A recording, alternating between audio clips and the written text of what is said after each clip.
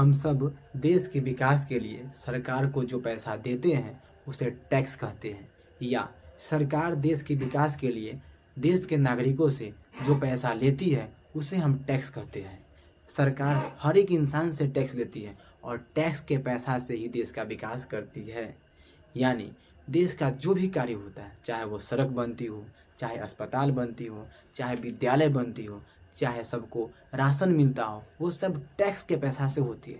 Tax कहाँ से आता है? जनता से। यानी आप लोग देते हैं टैक्स, आप नहीं तो आपके माता पिता टैक्स देते होंगे। सरकार जनता से टैक्स लेने के लिए दो तरीका अपनाती है। पहला का नाम है प्रत्यक्ष, दूसरा का नाम है अप्रत्यक्ष।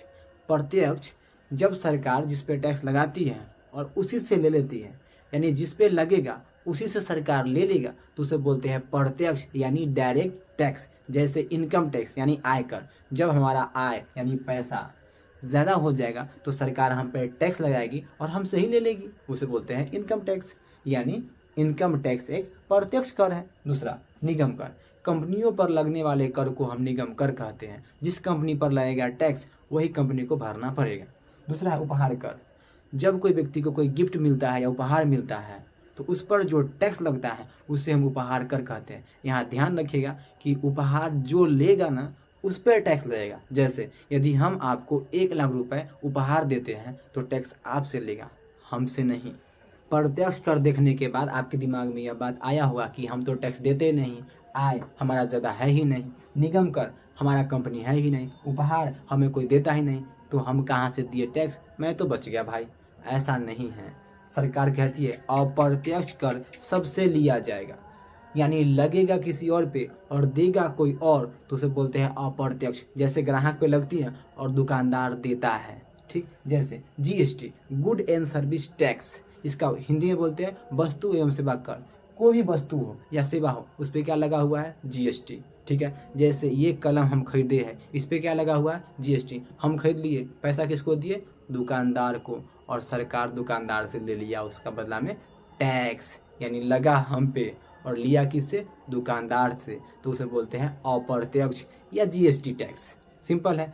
आप समझ में आया कि कोई ना कोई वस्तु तो खरीदते ही होंगे, और जब वस्तु खरीद लिए तो भाई साहब सरकार को टैक्स दे दिए। अब आपके दिमाग में ये बात आता होगा कि जब सरकार को इतना सारा पैसा यानी टैक्स मिलती है तो सरकार करती क्या है? करती है भाई साहब हमारे लिए काम करती है, देश के विकास के लिए काम करती है, सभी को अच्छे से सारी सुविधा मिले उसके लिए काम करती है, उसके लिए पैसा खर्चा करती है। जैसे हमारी बिहार सरकार 52,000 करोड़, कितना?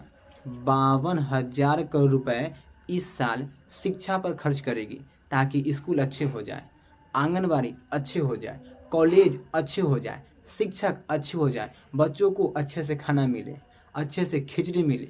इसके लिए हमारे बिहार सरकार इस साल 52,000 करोड़ रुपए खर्चा करेगी।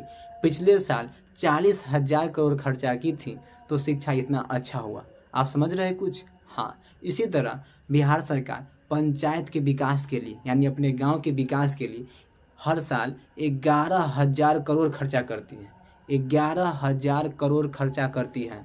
फिर सोचिएगा पैसा कहाँ गया?